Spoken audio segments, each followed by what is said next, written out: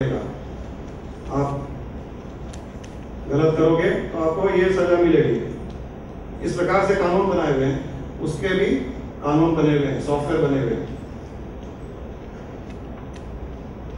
और हमारे सोच विचार कल्पना भावना कर्मों के अनुसार उस सॉफ्टवेयर के अंतर्गत हमें उसका रिजल्ट मिलता है, वो हमारा भाग्य बन जाता है। और इस भाग्य के बनने में संयोग की रचना होती है, कोइंसिडेंसेस की रचना होती है। अगर मेरे भाग्य में कुछ धन दौलत लिखा हुआ है तो धन दौलत को आने के लिए कोई ना कोई तो कोइंसिडेंस बनना पड़ेगा। कोई मेरे पास में आएगा, कोई कहेगा कि आप एक काम कीजिए, इसमें पैसा लगाइए, इसमें बहुत पैसा है और मुझे पता है कि इसमें अभी राइट टाइम है लगाने का। मैंने लगाया और पैसा बन गया, कोइंसिडेंस क्रिएट हो गया। मेरे भाग्य में पैसा बनाना लिखा हुआ था, तो उस पैसे बनने के लिए कोइंसिडेंस बनना पड़ता है। तो इस प्रकार से इन चारों का मिश्रण ही हमारे जीवन की परिस्थितियां बनाती है। लेकिन मूल बात, जो सीक्रेट, जो इम्पोर्टेंट है, वो यही है कि हम ही हमारे जीवन की परिस्थितियों की रचना रचते हैं। हमारी सोच कल्पना भावना के अनुसार सिचुएशंस और सर्कमस्टेंसेस क्रिएट होती है। भाग्य की रचना कुछ इस प्रकार बनती है।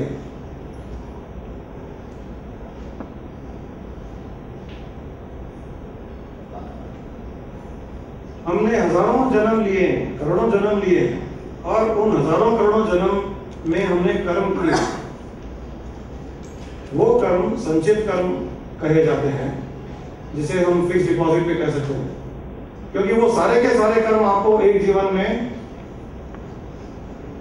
फल रूप से नहीं प्राप्त हो सकते। इतने कर्म किए कि उनको उनका फल भोगने के लिए उनको और हजारों करोड़ों जन्म लेने पड़ेंगे। तो हमने जितने हमारे जितने संचित कर्म है, जो फिक्स डिपॉजिट है, उसमें से थोड़े से कर्म हमारे प्रारब्ध कर्म बन करके हमारे जीवन को निर्धारित करते हैं। जब हम पैदा होते हैं कहीं पर,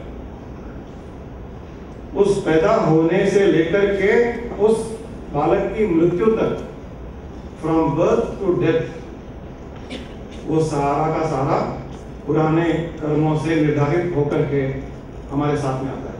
और उस प्रारब्ध कर्म में इस घर में पैदा होना, इस माँ बाप के कोख से पैदा होना, इस पत्नी से शादी करना, ये जीव बच्चों के रूप में आना है।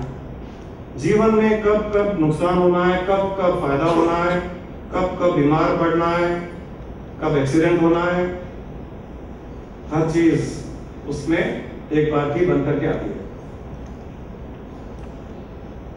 क्या सिर्फ यही हमारे जीवन को डायरेक्शन देता है, निर्धारित करता है? इसके साथ एक चीज और जुड़ जाती है। ये पैदा होने के साथ में पूरी प्लान होकर के आता है। फिर जैसे हम मैच्योर होते हैं, हम बड़े होते हैं, तो हम नए कर्म करते हैं। जब हमारे सोचने की शक्ति बढ़ जाती है, कल्पना की शक्ति बढ़ जाती है, भावनाएं उत्पन्न करते हैं, हम अपने आप का जो ईगो, मैं, आई एग्जिस्ट, मेरी एंटिटी ये है, जब मुझे पता चलता है, तब हम नए कर्म भी करते हैं। प्रारब्ध कर्म के अनुसार पैदा होने से लेकर के डेथ तक। अब नए कर्म जब हम करते हैं, तो ये नए कर्म पुराने कर्मों को मॉडिफाई करते हैं।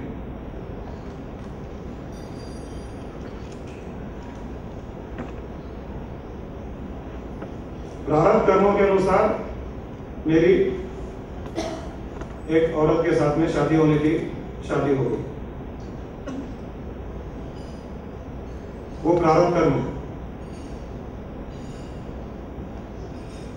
उसे मुझे किसी न किसी प्रकार से दुख देना है, मेरा प्रारब्ध है।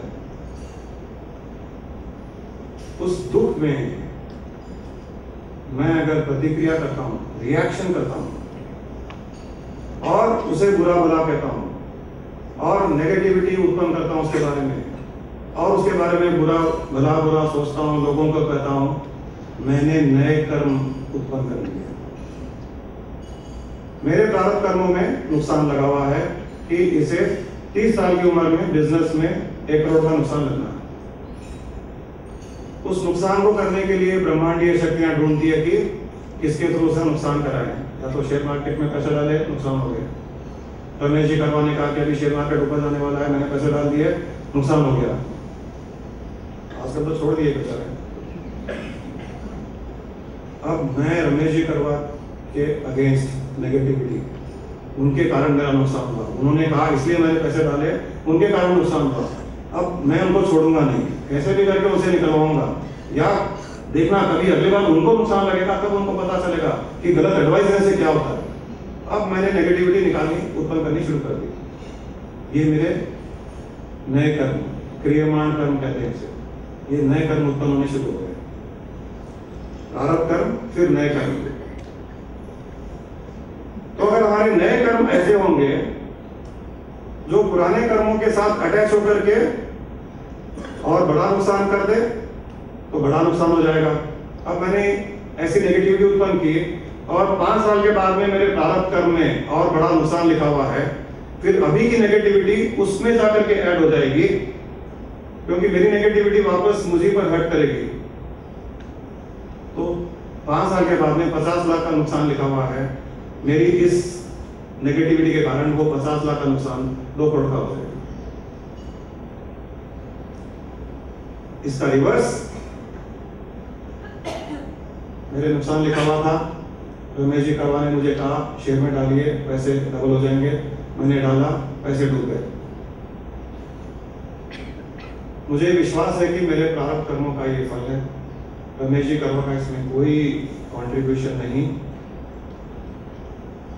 मैं मेरे प्रारब्ध कर्मों को धन्यवाद देता हूं कि आप आए, अपना फल दिखाए और चले गए। रमेश जी करवा से क्षमा याचना करता हूं कि आपको तकलीफ उठानी पड़ी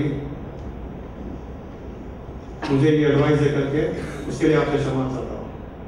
और रमेश जी करवा के लिए मैं प्रार्थना करता हूं कि इन्हें कोई तकलीफ ना हो, कोई नुकसान ना हो, इनके और समृद्धि बढ़े, धन दौलत बढ़े, ऐश्वर्य बढ़े, इस प्रकार की प्रार्थना करता हूं और मन शांत रहता है। तो जो मेरा अगला नुकसान 50 लाख का लिखा हुआ था वो हल्का पड़ जाएगा,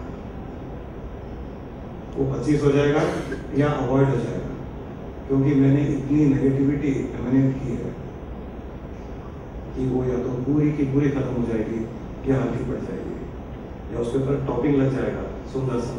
आपको कोई चीज़ पसंद नहीं है लेकिन अच्छी टॉपिंग लगा तो वो खारी चीज़ भी हम खा लेते हैं। ऐसा ये कर्मों का कंट्रीब्यूशन होता है, इनका मिश्रण काम करता है। तो अगली बार से ध्यान रखें कि आपके जीवन में कुछ बुरा हो रहा है तो सिर्फ और सिर्फ आपके कर्मों के कारण बुरा हो रहा है। दूसरा उसमें माध्यम बन सकता है, उस माध्यम, बेचारे माध्यम को दोष मत दीजिए। दोष देंगे तो इसके बाद का प्रारब्ध कर्म जो और भी हैं वो और बड़ा होकर के आपके जीवन में आएगा। और अगर आप शांत रहेंगे, उसे दोष नहीं देंगे, उसके लिए अच्छी प्रार्थना करेंगे, पॉजिटिव रहेंगे, तो प्रारब्ध कर्मों में अगर कुछ बुरा है तो भी हट जाएगा। बहुत बड़ा विज्ञान है, साइंस है, आप इसे अच्छी तरह नोट करके रख लीजिए।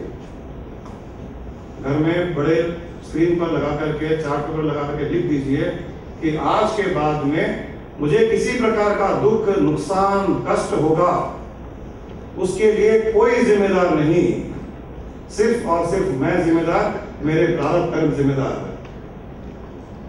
न मन से, न वचन से, न काया से किसी को दोषी न ठहराएं, प्रतिक्रिया न करें, रिएक्शन न करें। अगर आप ऐसा करते जाएं, देख लीजिएगा 5 साल के बाद में आपकी लाइफ एकदम डिफरेंट हो जाएगी। वो 5 साल मैं इसलिए दे रहा हूं क्योंकि कई कर्म इतने इंटेंसिटी से किए हुए हैं जो अपना फल देंगे। तो आपको ये नहीं लगना चाहिए कि मैं पॉजिटिव हो गई फिर भी प्रॉब्लम आ रही है, ये रमेश जी ने फालतू बातें के लिए फिर नेगेटिव हो जाओगे। तो थोड़े दिन तक आएगी तो आने दीजिए, कोई प्रॉब्लम नहीं है, लेकिन उसके बाद में देखिएगा life will be different.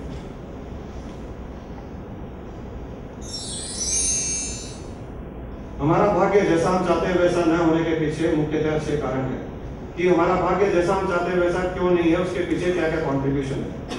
6 main topics हैं जो हमारे जीवन में जैसा हम चाहते हैं वैसा न होने के लिए 6 रीजंस हैं। सबसे पहला रीजन हमारे पूर्व जन्म में किए हुए कर्म, लेकिन जो हो रहा है प्रारब्ध कर्मों के कारण हो रहा है, और नए कर्म, इस जन्म में हम जो नए कर्म कर रहे हैं, जैसे हमने किसी के लिए नेगेटिव तरंगें उत्पन्न की, जो भी मैंने आपको बताया कि प्रारब्ध कर्म और नए कर्म जुड़ करके एक नया फल देंगे।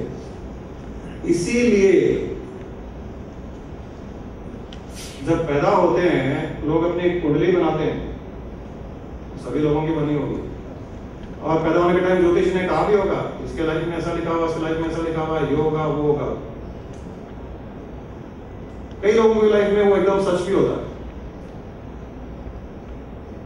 जो एकदम साधारण मनुष्य होते हैं उनकी लाइफ में सब सच होता है, क्योंकि उन्हें प्रारब्ध कर्मों को उल्टा करने की क्षमता ही नहीं है। उनको पता ही नहीं है कि मैं कैसे उसे उल्टा करूं, गलत हुई है। हमारे पास एक बार हमारे घर में एक बॉम्बे के हमारे रिलेटिव आए हुए थे।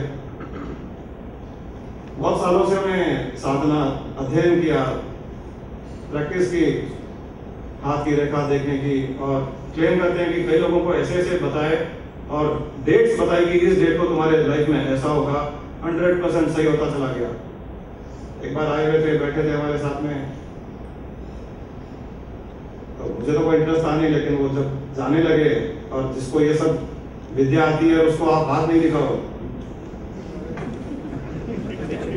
या जिसको ज्योतिष विद्या आती है उसको ज्योतिष के बारे में पूछो नहीं कि मेरे भाग्य में क्या लिखा हुआ है। कोई खाना खा लेगा तो भी हजम नहीं होगा, उसका मजा नहीं आएगा। हाथ देखने वाले को हाथ मत दिखाओ, मजा नहीं आएगा उसको। 2 दिन रहे बेचारे, मैंने तो दिखाया नहीं, तो जाने के 1 घंटा पहले हाथ पकड़ लिया उन्होंने, तो हाथ दिखाओ। मेरी पत्नी बाहर गई हुई थी, हाथ देखा, करा, पुराना कुछ बताया लाइफ का, वो तो सभी को पता है। उसमें हम कितने बेवकूफ होते हैं, जिसको पता है उसने भी अगर बताया कि तुम्हारे जीवन में ऐसा ऐसा घटा, बोलते हैं इसको कितना मालूम है, इसको सब मालूम चलता है। अंधविश्वास, हम पूर्ण विश्वास करते हैं कि इसको सब पता चलता है, ये जानते हुए कि इसको पता है। उसके बाद में उसने मुझे कहा कि तुम्हारे लाइफ का वर्स्ट पीरियड पिछला 1.5 साल, 1.5 साल का वर्स्ट पीरियड गया, क्यों वो हमारे टच में नहीं थे 5-7 साल से। तुम्हारी लाइफ का वर्स्ट पीरियड 1.5 साल का गया है। इतने में मेरी पत्नी बाहर से आई, तो मैंने उसे बुलाया, कुसुम के बारे आना। मैंने पूछा ये बताओ मेरी लाइफ का बेस्ट पीरियड क्या था? उसने कहा ये 1.5 साल। यहाँ बैठी है, ऐसा ही कहा पिछले 1.5 साल। एकदम चुप हो गए। फिर मैंने उनको बताया साइंस क्या होता है। इस प्रकार हम हमारे प्रारब्ध कर्मों में कुछ भी लिखा होगा, प्रारब्ध कर्मों में, संचित कर्मों में फिक्स डिपॉजिट 1000 जन्मों के भी होंगे। हमारे इतने संचित कर्म होते हैं, फिक्स डिपॉजिट होते हैं कि हम 1000 कर्म भी, 1000 जन्म भी अगर ले लेंगे और 1000 जन्मों में एक नया कर्म भी अगर नहीं करेंगे, तभी भी हमें 1000 जन्म में जाकर के वो संचित कर्म खत्म होंगे। इतने हमारे किए गए। इसके बावजूद भी हमारे अंदर ऐसा कुछ है जिसके जागृत करने पर आप हजारों जन्मों के कर्म इसी जन्म में भस्म कर सकते हो। आपको 1000 जन्म लेने की आवश्यकता नहीं है, वो भी क्षमता हमारे अंदर है। वो भगवान कृष्ण ने बताया, जैसे मैंने कल बताया था श्लोक में, यते धांसी संमितोग्नि भस्म सात कुरुते अर्जुना ज्ञानाग्नि ही सर्व कर्माणि भस्म सात कुरुते तथा, कि हे अर्जुन, जैसे अग्नि में हर तरह के ईंधन भस्म हो जाते हैं, आप आग में कुछ भी डालिए सब जल करके भस्म हो जाता है। उसी प्रकार ज्ञान की अग्नि में तुम्हारे सारे के सारे कर्म जलकर भस्म हो जाते हैं। ज्ञान की अग्नि क्या है? अहम ब्रह्मास्मि, मैं शुद्ध चेतन आत्मा, मैं परम आत्मा हूं। ओम पूर्णमदः पूर्णमिदं पूर्णात् पूर्णमुदच्यते पूर्णस्य पूर्णमादाय पूर्णमेवावशिष्यते। यह ज्ञान की अग्नि, इसे यज्ञ कहा गया है शास्त्रों में। जो आप बाहर का यज्ञ करते हैं वो यज्ञ नहीं है, वो कर्मकांड है। ये यज्ञ है। इस यज्ञ को जिसने किया उसने सारे जन्मों के कर्मों को नष्ट कर दिया उसी क्षण। इसी प्रकार सब मुक्त हो गए, ऋषि मुनि आदि। तीसरा कारण है हमारी और दूसरों की नेगेटिव तरंगे, लोगों की नेगेटिव तरंगे। हम अभी ज्यादा एक्सप्लेन नहीं कर रहे हैं इसको, क्योंकि ये अलग अलग सब्जेक्ट हमारे पास में है, तो हम इसे डिटेल में एक्सप्लेनेशन बाद में देंगे आपको। चौथा कारण है अनजाने में की गई गलत कल्पनाएं। हम अनजाने में कई गलत कल्पनाएं कर लेते हैं, इमेजिनेशन कर लेते हैं, कभी चोरी का, कभी एक्सीडेंट का, कभी नुकसान का, कभी रिलेशनशिप खराब होने का, और कभी कुछ। और ये तरंगे ब्रह्मांड में जाती है और दूसरे लोगों को इन्फ्लुएंस करती है। इसको ठीक करने का कल्पना शक्ति का प्रयोग, अनजाने में गलत कल्पनाएं की, कल्पना शक्ति के द्वारा हम उन्हें ठीक कर सकते हैं। पांचवा कारण है अपनी अंतर शक्तियों के बारे में जानकारी न होना। हमारे अंदर कितनी शक्तियां हैं उसकी जानकारी न होना और अनजाने में उनका दुरुपयोग करना। क्योंकि हमारा माइंड कुछ इस प्रकार है, एक कॉन्शियस माइंड होता है, फिर सबकॉन्शियस माइंड होता है, 90% सबकॉन्शियस माइंड होता है, 10% कॉन्शियस माइंड। जहां हम थॉट्स उत्पन्न करते हैं, सोचते हैं, विचार उत्पन्न करते हैं, कल्पनाएं करते हैं, वो सिर्फ कॉन्शियस माइंड है, 10%। पावर्स है, जो खजाना है शक्तियों का, उसे वो जागृत करता है। तो हमारी शक्तियां हमारी सोच के अनुसार जागृत होती है। जिस प्रकार आपने सोचा, अच्छा या बुरा, उस प्रकार की शक्तियां जागृत होती है। और अक्सर लोग अनजाने में अपनी ही शक्तियों को गलत उपयोग करते हैं। गलत नेगेटिव थॉट्स के द्वारा कोई दुखी किया, दुख में डूब गए, मैं तो दुखी हूं, संसार में कुछ अच्छा है नहीं, संसार में बोझ है, मैं बीमार हूं, जीवन परेशानियों का घर है, कार में है, बच्चे मेरी बात नहीं सुनते, मुझे कोई प्रेम नहीं करता। ये भी आजकल प्रेम करना बंद कर दिया इन्होंने। कैसे कैसे माँ बाप मिले हैं, कैसे कैसे बच्चे मिले हैं। 200-300 लोग यहाँ बैठे हैं, सब ये सोचते हैं, और जो यहाँ से बाहर जो करोड़ों लोग हैं वो भी यही सोचते हैं कि भगवान को मैं ही मिला और कोई नहीं मिला। कितनी खास बात है। इसी को कहते हैं माया। हर कोई एक ही चीज सोचता है कि सृष्टि में मुझसे ज्यादा दुखी कोई नहीं, मुझसे ज्यादा परेशानियां किसी के जीवन में नहीं है, मेरे जितना खड़ूस किसी का हस्बैंड नहीं है, जितनी कुटकुट करने वाली है, सब कुटकुट करने वाली क्वालिटीज मेरी बीवी नहीं है। उसे दूसरे की पत्नी अच्छी लगती है क्योंकि आधी घंटा मिलता है दूसरे की पत्नी से, अच्छा बात करके बेचारी हंस करके, और ये सोचता है कि उसकी पत्नी बहुत अच्छी है मेरी पत्नी से। ऐसी पत्नी होती तो मजा आता। तो अगले जन्म में वो उसकी पत्नी बनेगी। जब पत्नी बन जाएगी तब फिर ये वो भूल जाएगा कि पिछले जन्म में मैंने सोचा था, क्योंकि इस जन्म में भी जो पत्नी बनी है वो उसने पूर्व जन्म में सोचा था किसी और पत्नी को देख करके कि ऐसी पत्नी मेरी होती तो मजा आता। इस जन्म में आ गई वो। ये मैं आपको जब पूरे जन्म में ले जाऊंगा तो आपको पता चल जाएगा। अब कंप्लेंट क्यों? तुम्ही ने तो चूज किया है भाई साहब।